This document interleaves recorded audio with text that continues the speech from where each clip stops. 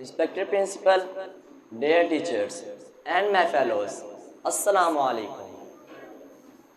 My name is Saim Khan and I am student of class 8.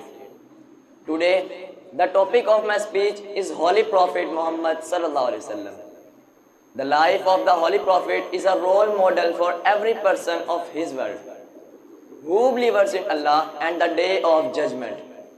This source of light and guidance can lead us completely.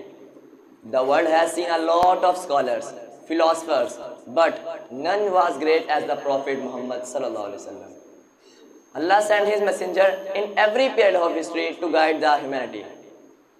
The world has been waiting for the last prophet for centuries. He was sent as the last prophet of Allah Almighty. His Shariahs was regarded as the last message of Allah and the previous Shariahs were abolished.